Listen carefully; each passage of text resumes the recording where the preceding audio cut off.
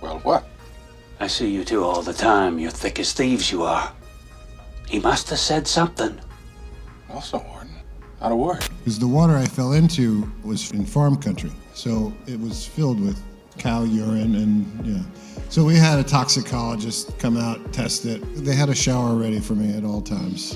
The #1 movie of all time on IMDb was supposed to be destroyed before you ever saw it. The Shawshank Redemption survived studio betrayals, director blacklisting, and a box office disaster that should have killed it. It didn't do well in the box office, simply because the best way to sell anything is word of mouth.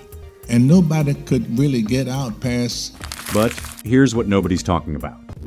The failure to phenomenon. Here's the truth that Hollywood executives still can't admit. The Shawshank Redemption was one of the biggest box office disasters in movie history. We're not talking about a minor disappointment. This was a catastrophic failure that should have ended Frank Darabont's career before it started. The movie cost $25 million to make and earned a pathetic $16 million during its entire theatrical run. That's not just a flop. That's a studio-killing disaster. Opening weekend, $1 million.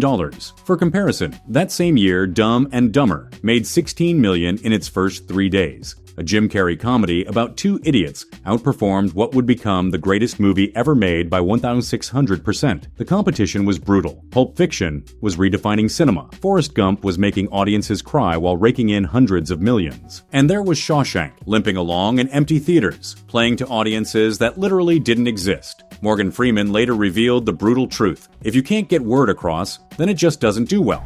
And I wondered about that. I said to the marketers, why did you do that? And they said, well, it doesn't fit on the marquee. Okay, but you got one sheets? That'll work, won't it?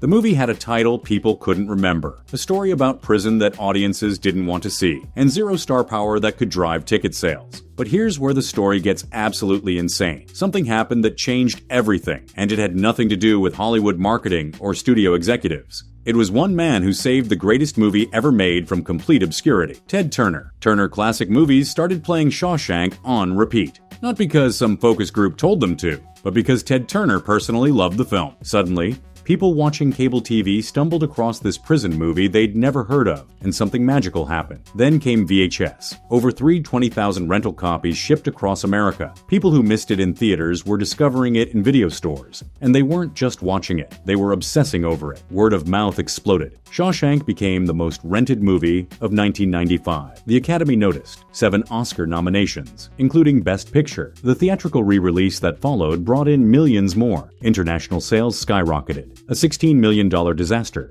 became a $73 million success story. But that's still not the real miracle. The real miracle is what happened over the next 30 years. Without any sequels, reboots, or franchise extensions, Shawshank quietly became the most beloved movie of all time. IMDb's #1 ranked film. Not Citizen Kane, not The Godfather, a movie that nobody wanted to see in 1994. This is why Stephen King is making his move now. This is why Tim Robbins is worried about today's Hollywood. They witnessed something that's never happened before and will never happen again. A complete commercial failure that became a cultural phenomenon purely through the power of great storytelling. And Hollywood executives are terrified because they know the truth. They had absolutely nothing to do with its success. They failed it, ignored it, and tried to bury it. The Shawshank Redemption succeeded despite everything they did, not because of it, but the chaos behind the cameras was even more insane than the box office disaster. Behind-the-scenes chaos. You never knew Frank Darabont's obsession with perfection turned the Shawshank set into a nightmare that nobody talks about. The most infamous example. That simple scene where Red throws a baseball while talking to Andy in the prison yard. Looks easy, right? Wrong. Darabont made Morgan Freeman throw that baseball for 9 straight hours. 9 hours. The same throw, over and over, while Darabont demanded take after take, never satisfied with what he was getting. Freeman, the consummate professional, never complained. Not once. He just kept throwing that baseball hour after hour until his shoulder was screaming in pain. The next day, Freeman showed up to set with his throwing arm in a sling. That's the price of perfection in Frank Darabont's world.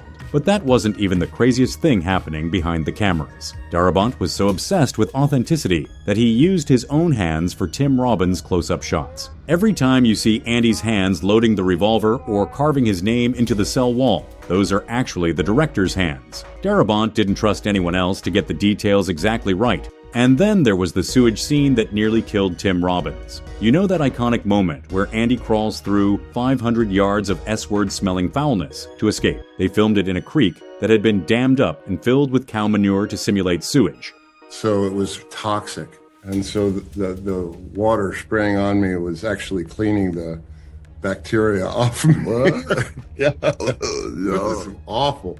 Tim Robbins actually crawled through that mess himself. No stunt double, no movie magic, just an actor willing to literally swim through fake sewage for his art. But here's the secret that reveals just how unhinged the production really was. Every Sunday during filming, Frank Darabont would disappear to his hotel room and watch Goodfellas, the same movie, every single Sunday. He called it his talisman. Darabont was terrified that his script was too wordy, too dependent on narration and dialogue. He watched Scorsese's masterpiece obsessively, studying how it used voiceover to advance the story across decades. When he felt blown out and depressed by the brutal filming schedule, he'd put on Goodfellas to remind himself that talkie movies could work. The production was so intense that Darabont later refused to include deleted scenes on the DVD release. He was too embarrassed by them. Think about that. The director of the greatest movie ever made was ashamed of scenes he cut. What could be so bad that Frank Darabont didn't want the world to see it? Things even get crazier when you realize that during filming, nobody knew if they were making something special or just another prison movie destined for failure. The 18-hour days and 6-day weeks were crushing everyone involved. But Darabont kept pushing because he knew this was his one shot to prove that great storytelling could survive in Hollywood.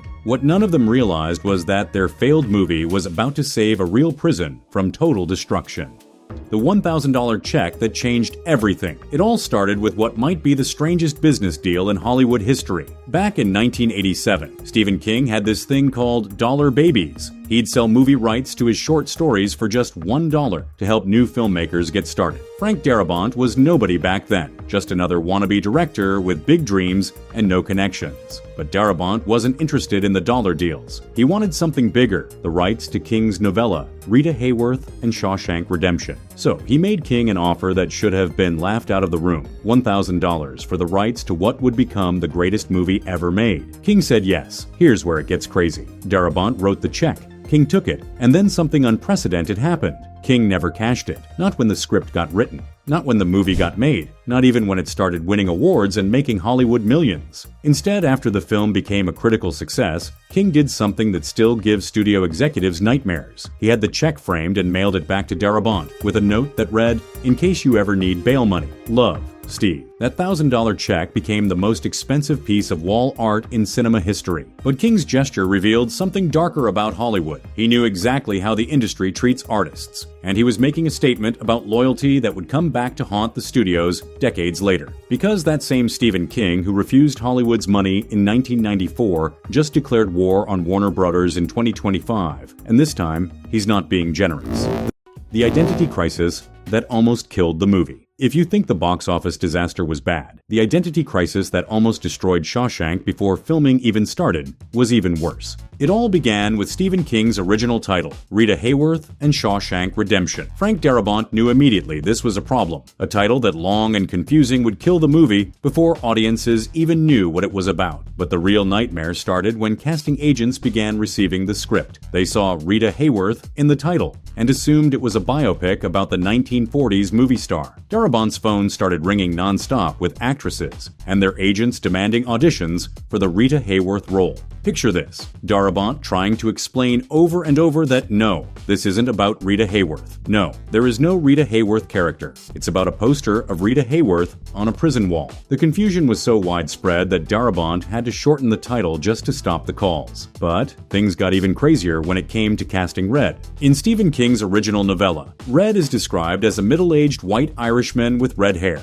That's literally why he's called Red. The studios immediately started pushing for Paul Newman, Harrison Ford, Robert Redford, or Clint Eastwood. These were bankable stars who could potentially save the movie from commercial disaster. Frank Darabont had a different vision. He wanted Morgan Freeman, black actor, for a character written as white. In 1993, this was considered Hollywood suicide. You don't take a Stephen King story and completely change the race of a main character. The studios thought he'd lost his mind, but Darabont refused to budge. He'd envisioned Freeman's commanding presence and that iconic voice from the very beginning. The problem was how to handle the character character's nickname without making it awkward or offensive. The solution was brilliant in its simplicity. They kept Red's explanation of his nickname exactly as written.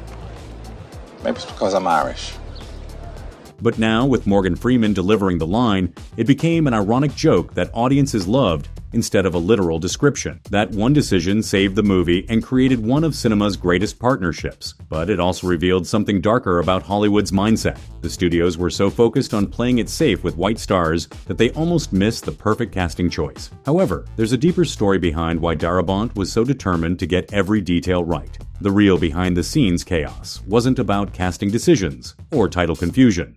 The test screening disaster that fixed everything. Frank Darabont thought he'd crafted the perfect movie. After months of brutal 18-hour shooting days, endless retakes, and Morgan Freeman's arm in a sling, he finally had his cut of the Shawshank Redemption ready. Then came the moment every director dreads, the test screening. Darabont later admitted, "Test screenings are awful and miserable, but they will always teach you something about your movie that you really need to know." What he learned that night nearly broke his heart. The audience was restless, fidgeting, checking watches. During one crucial scene, people were actually getting up to leave. The scene that was supposed to be the emotional climax of Red's character arc was making viewers impatient and bored. It was a 5-minute sequence showing Morgan Freeman's character having a complete nervous breakdown in the middle of a grocery store after being released from prison. Freeman's performance was devastating. A man so institutionalized that the simple act of buying groceries triggered a panic attack. On paper, it was brilliant. In reality, it was killing the movie. Here's what Darabont discovered that night. Audiences already understood Red's struggle. They'd watched James Whitmore's character Brooks hang himself after being unable to adapt to life outside prison. They didn't need another 5 minutes hammering home the same point. All they wanted was to see Red find that tree and discover what Andy had buried there. The test audience had spoken, and their message was clear. This scene was getting in the way of the ending everyone was desperate to see. The very next day, Darabont and editor Richard Francis Bruce made the most painful decision of their careers. They deleted the entire sequence. 5 minutes of Morgan Freeman's finest acting, gone forever. Months of work, expensive production time, and what Darabont considered essential character development, all sacrificed because a room full of strangers in a test screening told them it wasn't working. But that wasn't the only scene that got butchered. Darabont has admitted he's so embarrassed by the deleted material that he refused to include any of it on the DVD release. Think about that. The director of the greatest movie ever made was too ashamed of his own work to let fans see what got cut. What could be so bad that Frank Darabont won't release it even 30 years later? What scenes were so terrible that they would damage the reputation of a perfect film? The test screening taught Darabont the most brutal lesson in filmmaking. Sometimes you have to kill your darlings to save your movie. That one night of audience feedback transformed a good film into a masterpiece, but it also revealed something darker about the creative process. Even the greatest stories need to be torn apart and rebuilt. Even perfect performances sometimes have to be sacrificed, and even the most talented filmmakers can't see their own blind spots until a room full of strangers forces them to confront the truth. That test screening disaster didn't just fix the Shawshank Redemption. It created the template for how movies should respond to audience feedback, but it also proved that sometimes the most important moments in cinema history happen in anonymous screening rooms, not on glamorous movie sets. The real miracle of Shawshank isn't that it became the greatest movie ever made. The miracle is that it survived everything Hollywood, audiences, and even its own creators threw at it. The movie that saved a prison from destruction. While Frank Darabont was torturing his actors with endless takes, he had no idea he was about to perform the greatest rescue mission in architectural history. The Ohio State Reformatory in Mansfield was a dead building walking. Built in 1896, this Gothic masterpiece had housed over 155,000 inmates during its century of operation before closing in 1990. By 1993, when Darabont's location scouts found it, the state had already marked it for demolition. Wrecking balls were literally being scheduled. The timing was insane. Darabont needed an authentic old prison for his movie, and Ohio needed to get rid of a crumbling money pit that was costing taxpayers a fortune just to maintain. It should have been a simple transaction. Film the movie, then bulldoze the building. But Darabont fell in love with the place the moment he saw it. Lee Tassef, who worked with Destination Mansfield, later described how the director, crawled all over that prison like it was a playground. The Gothic Revival architecture, the towering cell blocks, the warden's ornate office, everything was perfect for bringing Stephen King's vision to life. The production team convinced local authorities to delay the demolition just long enough to finish filming. Nobody expected what happened next. When Shawshank became a cultural phenomenon, something unprecedented started happening in Mansfield, Ohio. Random people began showing up, not just from America, from Japan, Brazil, all over the world. They'd drive for hours, sometimes days, just to see where the greatest movie ever made was filmed. Tesef was amazed. People would show up at the gates. I was like, what is going on here? The failed movie that nobody wanted to see in theaters was turning this small Ohio town into an international pilgrimage site. Local residents realized they were sitting on a gold mine. Instead of letting the state demolish their architectural treasure, they formed the Mansfield Reformatory Preservation Society and made the state an offer they couldn't refuse. Sell us the building for $1. $1, the same amount Stephen King charged young filmmakers for his short stories. The state took the deal, and that crumbling prison became one of America's most successful tourist attractions. Today, the Ohio State Reformatory draws over 170,000 visitors annually. They offer tours, ghost hunts, escape rooms, and even host the annual Shawshank Hustle 7K race that takes runners through filming locations. The building that was scheduled for destruction now brings in millions in tourism revenue. They've restored the warden's quarters, rebuilt the roof, and created a full Shawshank museum filled with props and costumes from the film. The prison that was supposed to disappear became more famous as a movie location than it ever was as an actual prison. But here's the really insane part. This isn't even the only building that Shawshank saved. There's an entire Shawshank Trail, with 15 filming locations across Ohio that now cater to superfans. Hotels, restaurants, gift shops, tour companies, an entire economy built around a movie that was supposed to fail. The irony is perfect. A film about hope and redemption literally redeemed a condemned building and an entire town. Frank Darabont didn't just make a movie. He accidentally created a preservation movement that's still growing 30 years later. The director who almost lost it all. Frank Darabont thought he'd won the lottery when Rob Reiner read his Shawshank script. We're talking about the Rob Reiner, the guy who directed When Harry Met Sally, and had already turned Stephen King's The Body into the hit movie Stand By Me. This wasn't just any Hollywood executive, this was royalty. Reiner didn't just like the script, he was obsessed with it. So obsessed that he made Darabont an offer that should have been impossible to refuse. $2.5 million. Cash. For a first-time director who'd been scraping by writing horror sequels like Nightmare on Elm Street 3. But here's the kicker. Reiner already had his dream cast picked out. Tom Cruise as Andy Dufresne, Harrison Ford as Red, two of the biggest stars on the planet in what Reiner knew would be an Oscar-worthy film. The man was basically handing Darabont a guaranteed blockbuster on a silver platter. Anyone with half a brain would have taken that deal. Anyone except Frank Darabont. Darabont said no. He turned down Tom Cruise, Harrison Ford, and $2.5 million because he believed this was his chance to do something really great. The industry thought he was insane, a nobody director choosing to gamble his entire future on a prison movie that experts said would never work. That decision should have made Darabont a legend. Instead, it marked him for destruction. Fast forward to 2011, and Darabont was riding high as the creator of AMC's The Walking Dead. The show was a massive hit, but behind the scenes, something sinister was happening. AMC suddenly fired him before season 2, and when Darabont tried to fight back with a lawsuit, the industry turned against him. Here's what they don't want you to know. Frank Darabont was essentially blacklisted from Hollywood. The man who created one of the greatest movies and TV shows of all time couldn't get work. He's been quoted saying he sort of retired because projects just wouldn't get off the ground. Only now in 2025 is Darabont making a comeback, directing episodes of Stranger Things. But the damage was already done. The industry punished the guy who had the guts to turn down their system, and they made sure everyone knew what happens when you don't play ball. But this story gets even more twisted when you realize what's happening right now. Current controversies. Right now, in 2025, Stephen King is making the move that proves Hollywood never learns. His lawyers just notified Warner Bros. That he's terminating their copyright license for the Shawshank Redemption. After 30 years, King is ripping the rights away from the studio that's been profiting from his story. This isn't some routine legal paperwork. King is known for aggressively reclaiming his rights, and the timing couldn't be more deliberate. The man who framed that $1,000 check and sent it back to Darabont is now sending another message to Hollywood, and this time, it's going to cost them millions. But that's not even the most controversial thing happening right now. Tim Robbins just threw gasoline on the fire with a statement that's got fans absolutely furious. It did take me by surprise when it first happened. I was like, I felt the film was really great. I thought the script was the best script I've ever read. In a recent interview, the man who played Andy Dufresne claimed that The Shawshank Redemption wouldn't find an audience if it were released today. He's blaming algorithms and streaming platforms, saying, quote, "You go on Netflix right now,